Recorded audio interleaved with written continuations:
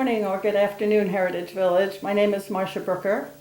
I am here today with a very, very special guest, our first selectman, Ed Edelson.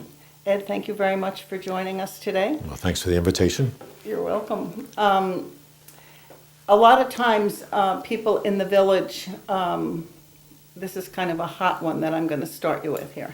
Okay. A lot of times, people in the village complain that they pay taxes to the town and they really get nothing in return.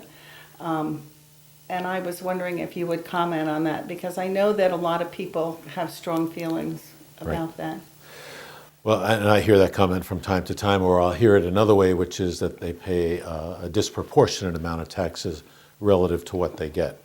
And they do get quite a bit, in my mind. There are just the public services that we provide through the police, public works, although there are many private roads within Heritage Village. The main arteries really are public roads maintained by our Public Works Department. Police, a lot of the dispatching that goes on, alarms that are received and responded to by either our police, fire, or the fact that our ambulance service for Southbury backs up the Heritage Village ambulance service. All of that comes through our dispatch department, and those people are there 24/7 responding. And as I say, a number of the vast majority of the alarms come from Heritage Village. Not all of the police activity does in terms of work that they do on the streets, stopping drunk drivers and other, unfortunately, from time to time, real crimes that, or I should say violent crimes that happen, which we don't like to see. The other is the senior center and our senior services people. A very large proportion of who they work with are people from the village. Our senior center, and I encourage everyone to join our senior center, there are about 1,300 members, and about 80% of them are from the village. And that's quite a facility. It's quite a great deal. For a very minor or nominal membership charge, you basically have access to all of those programs that are there, and just also the coffee room. Related to that is the transportation program that we run. Some we coordinate with other organizations out of other towns that help people get to anything from their doctor appointments or just to go visit friends in other communities. I think we all realize, anyone who's had a parent, an older parent, how important mobility is. And so that's one of the initiatives that I'm trying to do or look at, is ways that we can improve transportation for people, seniors in particular here. So I think there are a number of benefits that people in the village get directly through their tax dollars. And I think, overall, everyone says this is a beautiful community we live in. Heritage Village is a key part of that beauty. The foliage around here, the landscape architecture of Heritage Village is probably one of the standout features of Heritage Village. But it's true throughout Southbury. And that comes as a result of a lot of effort by our Public Works Department, our outside properties group, as well as our Planning Commission, the Zoning Commission, Inland Wetlands Commissions, that all help to make sure that this area, that this town, is developed appropriately. Now, because we are a private community, do the wetlands commissions and those type of things have any jurisdiction here? Yes, they do. Wetlands is actually, by state law, Okay. is very well prescribed about what they cover, and it affects all property. Wetlands, and unfortunately I can get on and on talking about wetlands more than anybody really wants to know about. But it's sort of that in-between of it's not land, and we have a long tradition about what land is and private land, and it's not water. And water, we have a long tradition of realizing you can't own water. Water is always moving through. And wetlands is a little bit in between. But the state has been very clear that if it's wetlands, regardless of the ownership of the property, the state, through the town, has jurisdiction about what happens there. I know one of the things that is very much on your mind and on the minds of many people in Southbury right now is the community center that you've been speaking about, and I've been reading about it in the paper.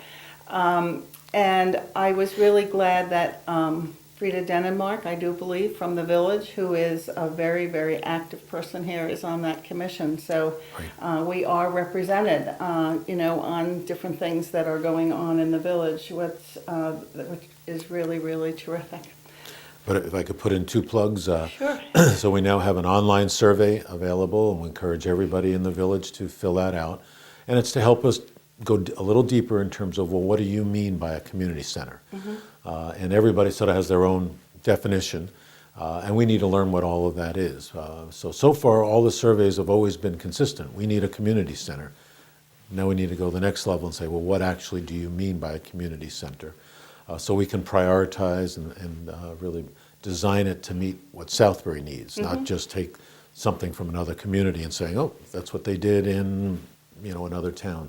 And the other is October 11th, there'll be a public hearing to get citizen feedback about a community center down at Town Hall, 7 o'clock. So we encourage people to come at that point. And obviously they can always write letters, make phone calls, let their voice be heard. Right, and I do believe that there is a hard copy of that, if there's anybody that wants to get a hold of Right. that, is that correct? Through Town Hall, right? Okay. Now, we talked about, a long time ago, it seems, but the walkway to kind of connect the village to the library, or actually to town for people who would like to walk. What's the progress on that at this point? Well, it's happening. And it does go back a long time of letters that came from the village. I think I'm right in saying back to 2005. But when we came in to office, we sat down with Heritage Village Master Association with Fran and Ron, try to clarify what it was that people wanted. There were, because of Wetlands Commission, concerns about the original design. And after looking at it, the Master Association, with a little bit of our feedback, said something that made a lot more sense was a sidewalk along Old Poverty Road.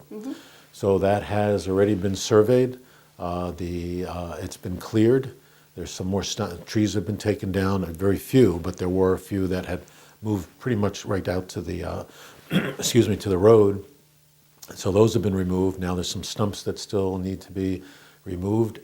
Weather depending, because we can't control that, we might see something before winter sets in the sense of putting the concrete structure in.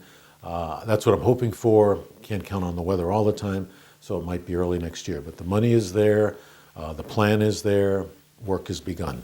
I know every once in a while when we see some work being done with a backhoe along that area, people say, oh yes, something's happening, Right. so it's good to hear that it's still in progress. And I think it's, has a little bit of symbolism too, because this sidewalk will connect directly from the library right through to, let's say, the shopping area of the village where there's parking, so that people can come from their condominium, park, by Friendly's or the Heritage and Deli, walk. and then if they want to take that nice walk down Old Poverty Road, which probably needed a sidewalk anyway. I mean, the people I know who walk that quite religiously. And the idea that they could be on a sidewalk, I think, is a step forward.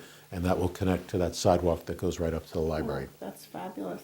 Now, how do you see, like from here on out, in the future, immediate future, long future, how do you see the village, which has, from history, kind of always kept a long arm away from, at least in my understanding, from actually being involved too much in Southbury. But how do you see us coming together so that things like the walk and things like the community center, et cetera, might, get rid of that divide that seems to be there? And I know that much of that divide is a very historical thing, but how do you see us doing more things together, or not having the village and Southbury? Right.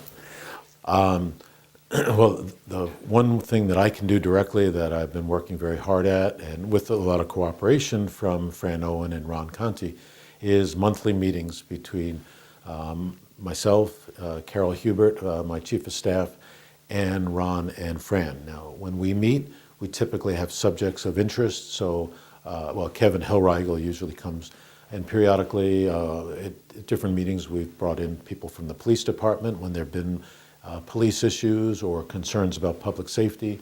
We've brought in Public Works to have many discussions, not only about the sidewalk, but other areas that sort of have an overlap between the private property of Heritage Village and the public property of the town.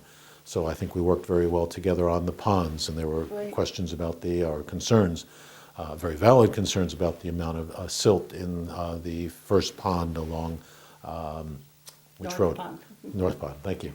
And also about sidewalk crossings. There was concern about that. We worked on that. We put more signage along Heritage Way. We've got some more crosswalks to put better reflective tape on so they're more visible. We did some painting of crosswalks. All that came about as, these conversations happened, and I basically said, we're going to work together on this. But I think it's that monthly collaboration and saying we can work together. Some of this, I think, is just like a natural evolution of the town and the village. Some of it is, let's be honest, is driven by economics. None of us can really afford to be on our own anymore. And that goes not only Heritage Village and the town, but town to town. We need to find more ways to work with other towns and regionalize things to save money. Sometimes, I like the idea of not just saving money, but actually better services at lower cost. That should always be our objective. And we have a couple of things in the works with Heritage Village right now that I hope before the end of the year we'll be able to announce, that shows ways to save money for the association, ways for the town to save money, and at the same time provide better services to all of the community. Okay, well, it certainly sounds like there's a lot of good stuff going on that is going to benefit both of us, and us meaning, the village. For the people who have had questions about what are they getting for their tax dollar, I think some questions have been answered by Mr. Edelson. It does go two ways. Okay. And the town has benefited so much from the wisdom of people here in the village. So when you look at so many of our boards and commissions, when you look at Region 15, and you look at the library, public library, excuse me, so many of the volunteers come from the village. And almost all of those things that I just mentioned are all volunteer positions. So that's not only right now, but for decades. The town has benefited from the people in the village who've been willing to step forward and saying, I want to help out. So we shouldn't make it sound like it's been that much of a divide and us and them. There's been a tremendous flow of talent from the village to the community. Yeah, I think sometimes that's recognized, but it goes unrecognized because it's happening and it's an ongoing thing. And I walk into the library and I see someone that I know, and I just, she's, I just kind of assume that she's, either looking for the same book that I am, or that she's maybe shelving books or volunteering, you know. Right. So I think sometimes it's easy for us to kind of overlook some of those things, but thank you for pointing that out.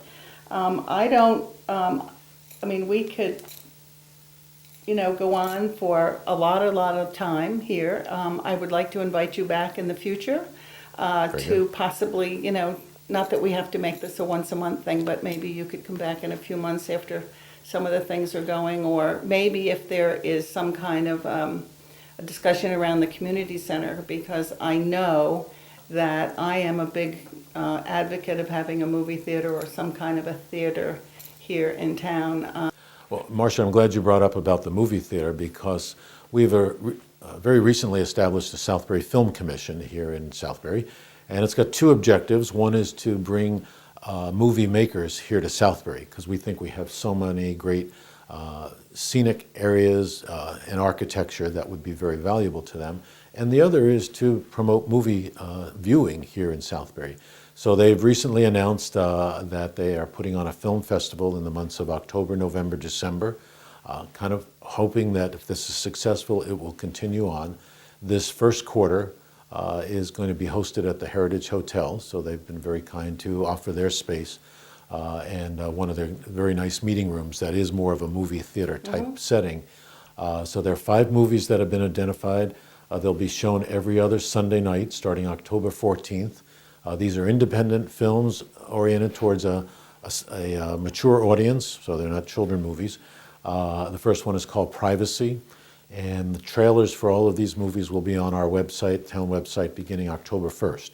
So Oh, people can fabulous. go and learn a little bit about the movie. And we're hoping people who've been saying in surveys after surveys, we want a movie theater, that they'll really show their support for a movie theater by coming out to some of these movies in, as I say, October, November, and December. Okay, when you talk about an independent film, these are not films that are like blockbusters that Right. star Meryl Streep or someone. Right. These are films that have been funded by individuals or, Well, smaller organizations Smaller outside the organizations. Hollywood studios, if you Okay, will. okay. So, some of them are a little more, let's say, cutting edge, which, and again, when I say a mature audience, some of them might be, what's interesting to somebody could be offensive to somebody That's else. correct, So, right.